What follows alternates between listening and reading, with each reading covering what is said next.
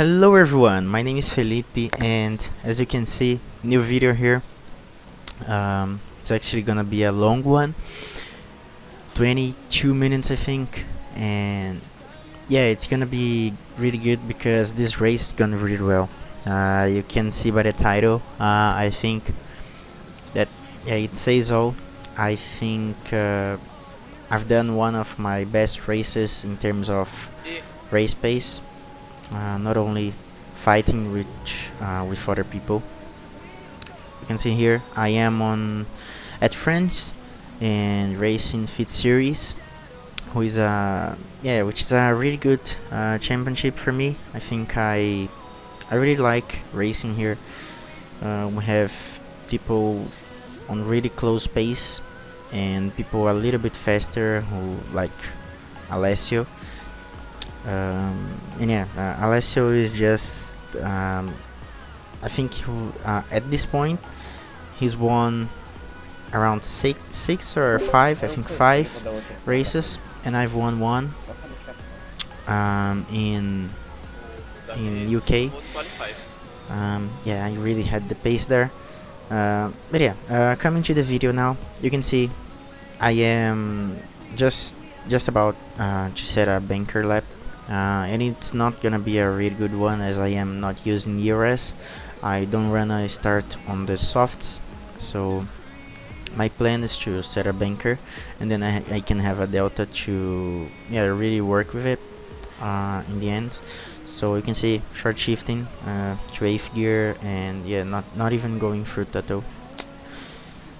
But 2.9 seconds of my PB, which is not bad, considering I did a full lap without using ERS. But now we're gonna push as much as we can. You can see here on the mediums 6 minutes remaining, so let's go. This is gonna be my fastest lap. I'll show you why later, but turn 1 a little bit of understeer, turn 2 oversteer, so a little bit scruffy there. But yeah, ending the first sector, you can see the understeer here. I'm turning way too much the wheel. Usually I don't turn the wheel more than 90 degrees, and there I turned a little bit more than 90, so I knew I had a lot of understeer. So now getting the slipstream of my teammate, and yeah, that was a really good slipstream. I gained like a 10.5 at least. I lost the car here, so it's not been a really good lap, but I will still say every breaking point until the end of it. Now it's just about downshifting and waiting the car to really turn in. You can see here went a little bit wide, and then I come back and lost the rear bit. Now just after the curb ends on the right side, I come to the left and then go from 2nd to 3rd gear. I actually was doing 2nd to 4th, but only on the softs. On the mediums I chose to go 2nd to 3rd gear. And my PB was 27.7 or 0.6, I don't remember now, on the mediums. Now starting the second lap, and hopefully my last lap on the mediums. You can see the understeer at turn 1. Turn 2 was a little bit better as I went through Tato, but still it's not been really good. You can see not having that much understeer here, but at this corner I went just a little bit wide, and that was enough to invalidate my lap. So I wasn't sure if I would have a lot of fuel to start a lap. You can see 1.3 now, and the finish line is right there, a little bit far away. So 1.19 of fuel. It's probably not enough, but let's see how it goes. Turn 1, absolutely sending it. You can see so much better. I'm improving like a 10.5 now, just by turn 1 and 2, just because I sent it. I don't care if I invalidate or not now, because it's my last lap. So anyway, improving almost 2 times out of the first sector. so it's been really good. And you can see now on the back straight I don't have the slipstream from my teammate, so I'm losing on around 10th and a half, which is gonna compromise me, but he's right there in front of me, so it's gonna give me slipstream, and I didn't lose the rear this time, so I'm improving by around the 10th, and I got his slipstream, so probably a 10th and a half now. And coming to the last sector, this turn is so difficult. I was struggling with it in qualifying, but in the race it was fine. And you can see I have the understeer, and then I invalidate the lap. Yeah, my engineer there said F, and yeah, you know what it means. I invalidated it, but you can see 4 cars ahead of us on the softs and 2 cars on the mediums. It means we are starting 7th. And yeah, I think we couldn't have started around 5th or 6th, but it's fine. We are gonna have a really good advantage on the mediums and especially on the hards at the end of the race, on the guys on the softs ahead. So yeah, let's see how it goes. In terms of race pace, I was really confident, so let's go for 5 red lights, and away we go. We actually go a little bit too aggressive with the turtle on the first start, so we actually have to back out of that. And then you can see here this first turn was so chaos because he turned in on me, a little bit on me, so I had to be really fast there to think, what should I do now? I don't wanna crash into him, otherwise I will lose my front wing, so and I can't close the door for the car on the left. But still, back to the race. He went on the inside there, so it means I could brake a lot later on the outside, and then I overtook him. We are side by side now, and I couldn't see the arrow there. My wheel is right in front of my eye, so I can't see that arrow sometimes. But yeah, he didn't spin, and yeah, it's fine for now. I'm just using ERS to keep ahead. And yeah, Alessio overtook Andy, which is a really important thing in this race, because he's now the first car to overtake the soft runners, and we all know he's really aggressive. You can see the delta, he's going up and up, so he's really going for it on the soft gear runners, even on the first lap. So now he's a little bit too far away from us. We don't have the ERS at 100, so we can't really overtake Andy and get Alessio's DRS, so my only hope is that Andy can really keep the pace with him. And yeah, we'll see later what happens. And now I expected the Renault ahead to defend more, but actually you can see his lights start flashing, so I just go down the inside, and yeah, totally fair. I think he realized he would just lose time there, so yeah, fair enough. And now just about keeping with Andy. You can see he's really close to Alessio's DRS, 1.3 I think. So it's not enough yet, and now the gap is 1.6, and I have 25% DRS, and now 1 lap later 37, so we saved 10%, 12% on just on 1 lap, and 1 lap later 47, so we've saved a lot on just 1 lap by not using it. You can see 57 now, and 1 lap later it is 60. I've used a little bit. I think I've made a mistake as the tires are really going now, but you can see lap 11 and we have 70% of battery, which is a good amount, because we can pit now and use it all on the out lap to overtake Andy. Maybe if he doesn't pit, we can undercut him, so that's crucial. And you can see my engineer there is saying to me that Andy doesn't have that much battery at this point, and I do believe it, because he's ahead and he doesn't have DRS I mean, which I have.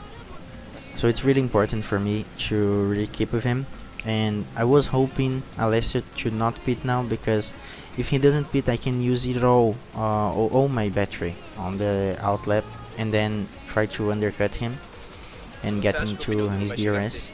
And yeah, Andy, I was expecting him to pit, and yeah, he didn't pit, you can see, and Alessio pitted, so it's not been Good strategy, I would say, but still, it's better than pitting lap 10 or lap 12. If we pitted lap 10, we would be back in traffic, and if we pitted lap 12, we would risk a puncture. So it's good. We didn't get held in the pits.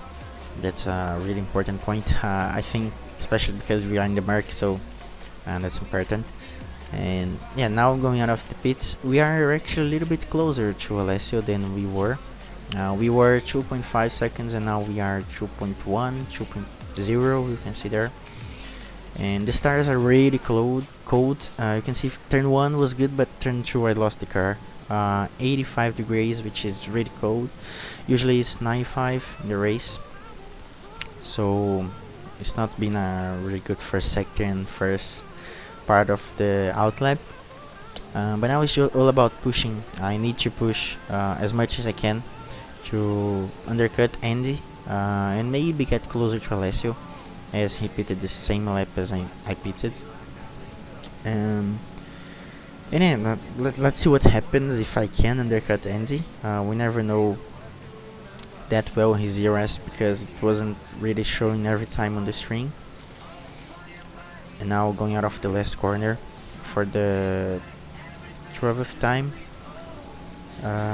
You can see we've undercutted him, so it's been a really good work. I think on the mediums he was faster than I, but on the hards I think I really have the pace. So after that mistake after the pit stops in turn 1 and 2, I really got confident on the hards, and then I could really push for the rest of the race. I think at this point I have one warning, so I wasn't really worried about it. You can see my face there. I was 100% focused on the race, so I don't really care if I obviously I care if I got a warning, but I wasn't even remembering that warning exists at the time. And yeah, now most of the hard runners pitted to go for mediums, 13 laps on mediums. And crucial for us, João, who is right ahead of me, he doesn't have a really good pace here, and there's an explanation for it. His throttle pedal wasn't going at 100% all the time. It was around 95, 94. So that's why he's so slow. He can't even keep with Alessio in his DRS using all the battery he has. Now jumping one lap later, it's going really well for us. You can see the pace 31.7. That's really good at the start of the hard stint, and I can go faster. I know it. You can see the gap we've extended to Andy just on the first 2 corners, because we are really comfortable there. After that mistake I was full pushing there, saying it, and yeah, that's what you need to do every corner. So I've extended the gap a little bit to Andy now, 8 temps, so I wasn't really worried about him. I knew I had the pace on the hards on him, so yeah, I wasn't worried, because 8 temps is a lot to catch up on just one straight. And now it's a good point, because I'm 1.1 off João ahead, and I couldn't keep with him his DRS for now, but we are getting a lot closer. We were like 2 seconds behind, and he doesn't have the ERS, the ERS and the DRS of Alessio. In the pace now 31.6. I've used a little bit of ERS to catch him faster, but still 31.6. You can see the gap I've extended to Andy on the first 2 corners, also 1.5 temps. So we are really confident that a little bit of understeer here, but yeah, that was my line actually. I prefer to have understeer there and prepare better this exit, so I can have a better run on the straight. And now I have the DRS from the car ahead, which is really crucial. You can see 23% of battery, and yeah, I overtook him easily there. 2 laps later now, we've broken the DRS to him, so you can see he definitely had a problem there. His pace is not that slow. He has the same pace as me. And now it's just about getting the DRS from Alessio. He was 2 seconds ahead of me, and now we are in his DRS, so the pace has been really good. Even though I don't have a lot of DRS, I am in his DRS, and he doesn't have that much yet. I think he has around 50, and I know I have 10, but I can save here in this, yeah, 7 lap remaining, 6 lap remaining, and then I can attack him in the end, as Flores has penalties. I don't need to care about him at that time. And yeah, on lap 20 I had 10% DRS, lap later 20, and now I have 30, and going 1 lap later now I have around 40. So we are saving 10% per lap, which is crucial. And Alessio didn't overtake Flores until now. He couldn't come out of the corner close enough to overtake Flores without using that much DRS. Obviously, he wants to extend the gap to me as I was getting closer, and he was getting mad that I was getting closer to him. So I watched his stream, and he wasn't really happy with his pace, and I was really happy with mine because I was fully confident every corner and without any warnings, which is a crucial part. Obviously, we all doesn't want to get warnings, and Flores now on, I think, 4 laps, maybe 5 laps older tires, so 20% more, which makes a big difference. You can see he's going wide there in the before the straight, and now on lap later the gap from him to Alessio is 9 tenths, 9.5, and now it's just about over a second, as he can't really have the traction here out of this corner, and I can, because I have 20% less tire wear. And then I just go for the move on the left hand side, and then I go to the racing line again, as I am completely ahead of him. And now it's game on. 2.5 laps to catch Alessio. He has exactly the same ERS as I have now, and we did a purple sector, so it's completely on our hands now. You can see I'm completely focused, so it's really important that we get closer to Alessio now, and then we can have the DRS on him. And yeah, I didn't use that much DRS on the last sector, and I still kept within his DRS, so it's important that we know our pace. And yeah, you see now I'm fully focused, and when I'm fully focused I don't like to talk with engineers or anyone. And yeah, my engineer said there that Alessio has no ERS, and I got 2 warnings in just 1 corner, on the inside and on the outside, so I get really distracted. I told him after the race to really make sure I am on the straight to talk, because if I am on the straight, another warning now, because if I am on the straight, I can definitely answer him and listen to him right and not get distracted. But now going for the end of the second to last lap, I am almost within his DRS, and I lost the DRS this lap also because I got distracted there and lost a lot of time. So yeah, it's not been good. I wouldn't say it's my engineer's fault, but yeah, I think he needs to be a little bit cautious when he's saying informations for me. I wasn't on the straight, I was braking for the corner when he said that. But still, I think we had a really good chance of winning this race if we didn't get that penalty, and if we got the DRS 2 times more on this straight and on the pit straight, we would be like half a second closer, 4 times, maybe 3 times, as I had a lot more ERS, and now I have 0, because I had to use to keep within his DRS. We never know if he gets a penalty and we can overtake him. So yeah, I think you can learn a lot from this race about tire and tire wear, which makes a big difference. You can see Flores 4 seconds behind us, just because he went for the soft hards, which is maybe the best strategy in some leagues, but at this league I knew I could start in the top 10 quite easily on the mediums, and that's what I did. And yeah, now coming for the last sector, the last two corners of the track, I am 7 tenths of him, and yeah, he went a little bit wide the lap before on the last corner, so he was really feeling the pressure, I think.